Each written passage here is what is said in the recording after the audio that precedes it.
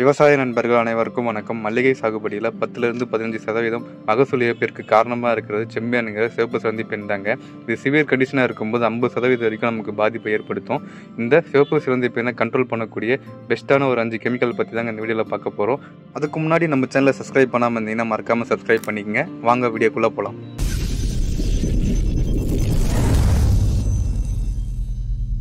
நம்ம மல்லி செடியில் இந்த செம்பியன் பிரச்சனை இருக்கா அப்படின்னு ஃபஸ்ட்டு எப்படி கண்டுபிடிக்கலான்னு பார்க்கலாங்க. நம்ம செடிகளில் இந்த செம்பியன் பிரச்சனை இருந்தாலே நம்ம இலைகள்லாம் மஞ்சள் ஆயிருங்க. மட்டும் இல்லாமல் இலையே வெளுத்து போன மாதிரி வெள்ளை கலரில் திட்டு தெரிய ஆரம்பிச்சிருங்க. அதுக்கு அடியில் திருப்பி பார்த்தோம்னா சிவப்பு கலரில் குட்டி குட்டியாக இந்த பேர்லாம் தெரியுங்க. செம்பியனெல்லாம் இலைக்கடியில் உட்காந்து சாரை ஃபுல்லாக உறிஞ்சி சாப்பிட ஆரம்பிச்சிருங்க. அதனால் இலைகள்லாம் சுருண்டு காய ஆரம்பிச்சிருங்க. நாளடைவில் அது ஃபுல்லாகவே காஞ்சி கொட்டியே போயிருங்க. பூக்களோட எண்ணிக்கையே குறைஞ்சிருங்க. அப்படியே வந்தாலும் நல்லா குவாலிட்டியாக இருக்காது. இது மூலமாக நமக்கு ஓவராலாக ஈல்டு டாப் ஆகிருங்க. இதுதான் இந்த செம்பேனோட அறிகுறிங்க. அடுத்து இந்த செம்பேனை கட்டுப்படுத்தக்கூடிய பெஸ்ட்டான 5 கெமிக்கலை பார்க்கலாங்க. First spiromesifen 22.9% SC. இது பேயர் கம்பெனியில் ஒபேரான்கிற பிராண்ட் நேமில் கிடைக்குதுங்க. இது ஒரு கான்டாக்ட் ஆக்ஷன் கொண்ட அக்காரிசைட் அல்லது மைட்டிசைட்னு சொல்லுவாங்க. இது கொஞ்சம் மெதுவாக தாங்க செயல்படும். இருந்தாலும் ரெட் ஸ்பைடர் மைட்டுடைய எக், நிம்ப், லார்வா, அடல்ட்டுன்ட்டு மொத்த லைஃப் ஸ்டைலுமே அழிக்கக்கூடியதுங்க. இந்த மருந்தை பயன்படுத்தும் போது நமக்கு 10லேருந்து 14 நாள் வரைக்கும் ரிசல்ட் நல்லாவே கிடைக்குதுங்க. இந்த மருந்தோட அளவுன்னு பார்க்கும்போது ஒரு ஏக்கராக்கு 200 ml பயன்படுத்தினாலே போதுமானதுங்க. ரெண்டாவது ஃபென்ஃபைராக்சிமேட் 5% ஈஸிங்க. இது ஜிவ்வக்ரோ கம்பெனியில் மிட்டிகேட்டுங்கிற பிராண்ட் நேமில் கிடைக்குதுங்க. இதுவும் ஒரு கான்டாக்ட் ஆக்ஷன் கொண்ட அக்காரிசைடு அல்லது மைட்டிசைடுங்க. இது வேகமாக செயலாற்றக்கூடியதுங்க. இருந்தாலும் ரெட் ஸ்பைடர் மைட்டோடைய எக்கை மட்டும் இது கண்ட்ரோல் பண்ணாதுங்க. மற்றபடி லார்வா, நிம்ப், அடல்ட்டுன்ட்டு மற்ற எல்லாத்தையுமே நல்லாவே கண்ட்ரோல் பண்ணி கொடுக்கும். இந்த மருந்தை பயன்படுத்தும் போது 7லேருந்து 10 நாள் வரைக்கும் ரிசல்ட் நல்லா இருக்குங்க. இதனோட அளவுன்னு பார்க்கும்போது ஒரு ஏக்கராக்கு 200 ml 300 ml வரைக்கும் நம்ம பயன்படுத்திக்கலாங்க. மூணாவதா ப்ரோபார்கைட் 57% ஈஸிங்க. இது தனுகா கம்பெனியில் ஓமைட்டுங்கிற பிராண்ட் நேமில் கிடைக்குதுங்க. இது ஒரு contact and residual contact and vapour action கொண்ட மைட்டிசைட் அல்லது அக்காரிசைடுங்க. நம்ம மல்லி செடியில் செம்பேனோட தாக்கம் அதிகமாக இருக்கும்போது இந்த மருந்தை பயன்படுத்தினா வேகமாக செயலாற்றி செம்பேனை முற்றிலும் அழிக்கக்கூடியதுங்க. இது ரெட் ஸ்பைடர் மைட்டோட நிம்ப் அண்ட் அடல்ட் ஸ்டேஜை மட்டும் தாங்க அழிக்கக்கூடியது. இந்த மருந்தை பயன்படுத்தும் போது நமக்கு 5லேருந்து 7 நாள் வரைக்கும் ரிசல்ட் நல்லாவே இருக்குங்க. அளவுன்னு பார்க்கும்போது ஒரு ஏக்கராக்கு நம்ம 500 ml வரைக்கும் பயன்படுத்திக்கலாங்க. நாலாவதா அபாமெக்டின் 1.9% ஈஸி. இது கிறிஸ்டல் கம்பெனியில் அப்பாசின்கிற பிராண்ட் நேமில் கிடைக்குதுங்க.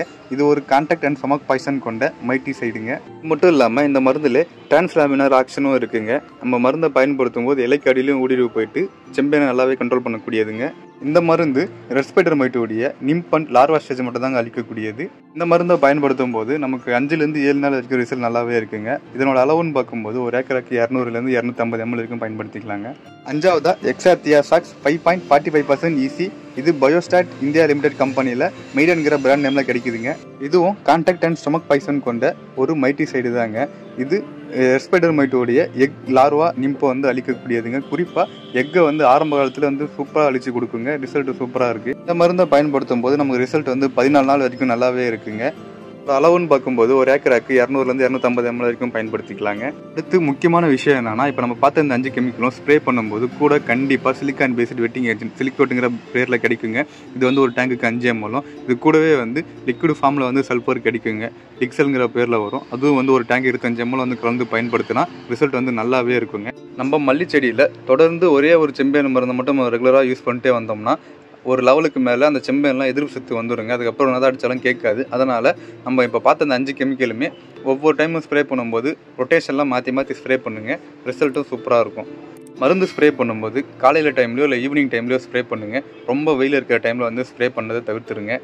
பூ நல்லா பூத்து இருக்குது, எடுக்கிற ஸ்டேஜ் இருக்குனாலும் அந்த டைம்லேயும் இந்த மருந்து அடிக்கிறது தவிர்த்துருங்க. ஏன்னா பூ நிறைய கருக வாய்ப்பு இருக்குது. மருந்து அடிக்கும்போது மேலே மட்டும் லைட்டாக காமிச்சிட்டு போகாமல் இலைக்கு அடியிலேயே நல்லா ஸ்ப்ரெட் ஆகிற மாதிரி நல்லா நனைச்சி அடிச்சுட்டு போங்க. அப்போ தான் நல்லா கேட்க அந்த செம்பெல்லாம் இலைக்கடியில் தானே இருக்கும். அதனால் நல்லா இலைக்கடியிலையும் போடுற மாதிரி அடித்தா ரிசல்ட் சூப்பராக இருக்கும்.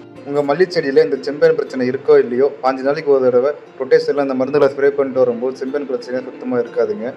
இந்த வீடியோ உங்களுக்கு பிடிச்சிருந்துச்சுன்னா லைக் பண்ணுங்கள். எதுவும் டவுட் இருந்தால் கமெண்ட் பண்ணுங்கள். மேலும் இது போன்ற விவசாய வீடியோக்கள் பார்க்குறதுக்கு மறக்காம நம்ம சேனலை சப்ஸ்கிரைப் பண்ணி வச்சுக்கோங்க. நன்றி, வணக்கம்.